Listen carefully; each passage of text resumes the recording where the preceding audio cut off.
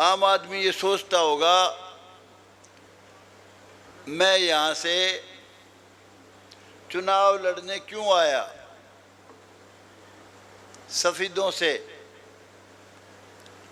मेरा मानना है जगह वही अच्छी होती है, मोहल्ला वही अच्छा होता है, गांव वही अच्छा होता है जहां सारे बसें। गुरु रविदास जी की बात मैं कभी भूलता नहीं। कहते थे ऐसा चाहूं राज में जहां मिले सबन को अन्न, ऊंच नीच सम बसे रहे रविदास प्रसन्न। तो आपकी जो ये जमीन है सफीदों कॉन्स्टिट्यूएंसी जो है ये बहुत ही बढ़िया कॉन्स्टिट्यूएंसी है। यहाँ सारे बसे हैं भाई। मैं पहले भी एक बार आया था, बहुत से भाई मिसाल दे देते हैं कि ये तो 91 में आया था, बड़ी जमानत जब्त करा के गया था, बहुत मामूली से वोट आए थे। वोट भी बताते हैं, मेरी उम्र भी बताते हैं। एक जी रामचंद्र जांगड़ा आया था, आंधी की टिकट ले रहा था 87 की, वो भी हार के गया था बुरी तरह। 5-4 हजार वोट आए थे। और फिर कहते हैं जी वंदना शर्मा आई थी, वो भी बहुत बुरी तरह से हार के गई थी। बुरी तरह से होते नहीं, वो कहते हैं वो हार के गई थी। और करमवीर सैनी का भी वो भाई जिक्र करते हैं, कहते वो भी जी इस हल्के का नहीं था इसलिए बुरी हार के गया था। तो कलीराम पटवारी जी ने हर चीज का आपको खुलासा किया है। भाई हम सब इस देश के वासी हैं, कोई बारी नहीं है। इस देश का अगर कोई चीज सत्यानाश करने वाली है तो वो है जात पात, ऊंच नीच, भेदभाव, छुआछात और भ्रष्टाचार। हम सब एक पिता की संतान हैं, सबका खून का रंग लाल है। ये जात पात जो है इस देश का बीज मारेगी। बाहरी का तो इनने बता दिया। चोई देवीलाल ने राजस्थान से भी जा लड़ा, पता नहीं कितनी कॉन्स्टिट्यूएंसियों से लड़ा, कभी सोनीपत से लड़ गए। और ऐसा भी वक्त था जमानत जब्त भी हुई, चोई भजनलाल ने जमानत जब्त कराई, चोई बंसीलाल ने कराई, लेकिन फाइटर थे, योद्धा थे, लड़े। और भाई कितने ही लोग अपनी कॉन्स्टिट्यूएंसी छोड़ के लड़े हैं। मनोहर लाल खट्टर जी कह रहे थे मैं भी करनाल से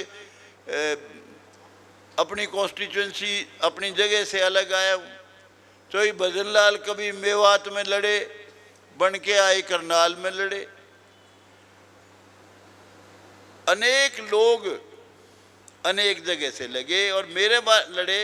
और जो मेरे बारे में ये कहते हैं ये भारी है, बाहर का है। भाई एक बात मैं बड़ी फक्र के साथ कह सकता हूँ, मैंने मेरे जीवन में हर गरीब बरादरी की 36 बरादरी की लड़ाई बहुत मजबूती से लड़ी है। और जो आज बैकवर्ड समाज के, जो बैकवर्ड समाज में बीसी में शामिल है, बड़े डंके की चोट पे कहता हूँ मेरे से बड़ी लड़ाई किसी ने नहीं लड़ी हरियाणा में, मैंने ही लड़ी, सिर्फ मैंने, और जीता। आज जो बैकवर्ड क्लासेस के भाई जो फायदा उठा रहे हैं, जो नौकरी ले रहे हैं, उसमें राम कुमार गौतम का बहुत बड़ा हाथ है। बड़े फख्र के साथ कहता हूं, मैंने उसकी कीमत भी दी है बहुत बड़ी। एससी की लड़ाई, एससी के बारे में जितनी आवाज उठाई मैंने, एससी बीसी, वो मेरे अलावा किसी ने नहीं उठाई। और उसके अलावा किसान की आवाज, जिन दिनों 3 कानून बने थे, मैं हालांकि खट्टर साहब सरकार के साथ हमारा गलती से फंस गया था भाई, मैं भी इस ओहदे में एमएलए बन गया नकली।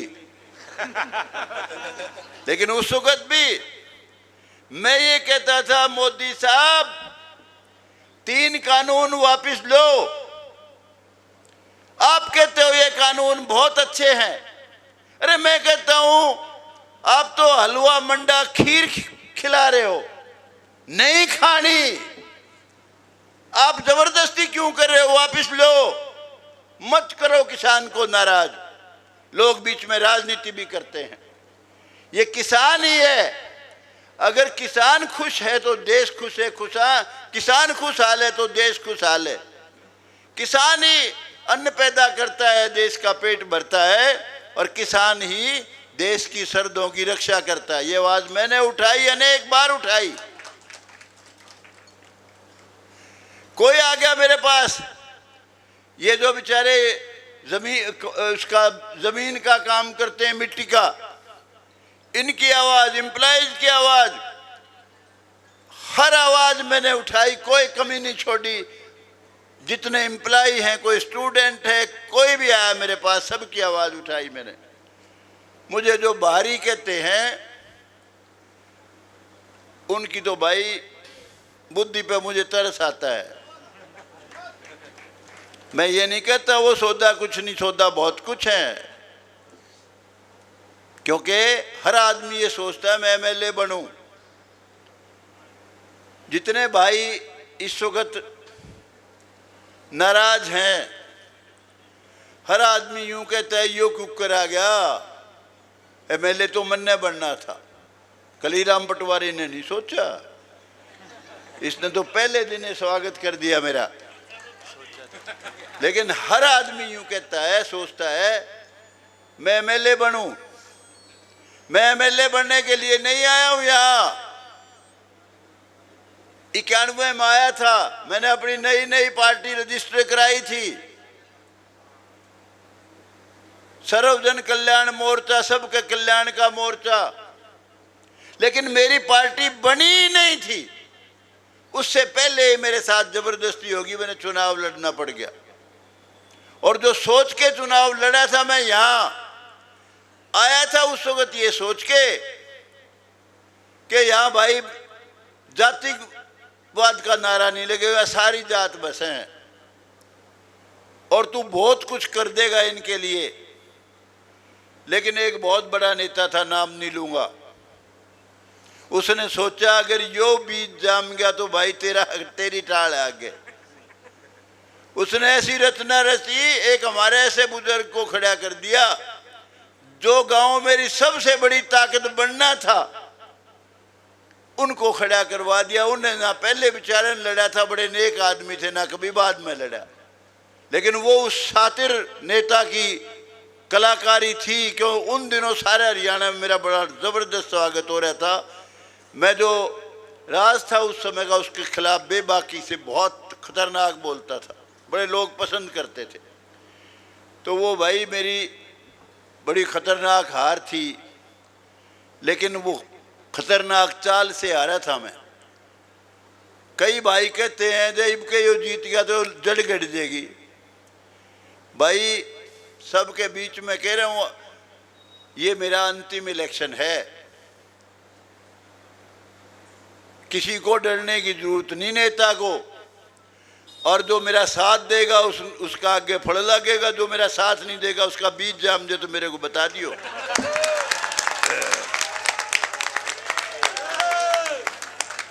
मैं जिस तरह राजनीति में दलाल घूम रहे हैं, दलाल नहीं हूं मैं, हर गरीब की आवाज उठाने वाला आदमी हूं।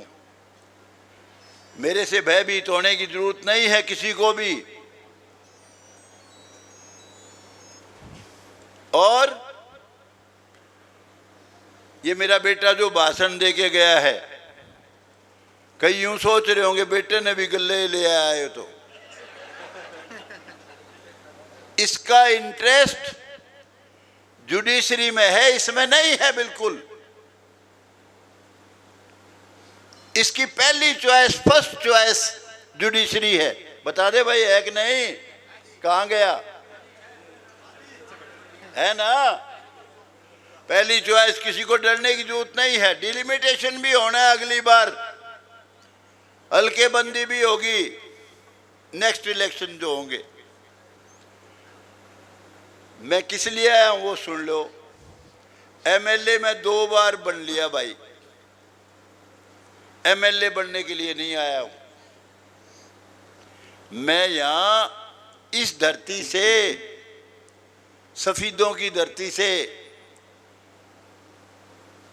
इससे भारतीय जनता पार्टी का राज बनाने के लिए आया हूं,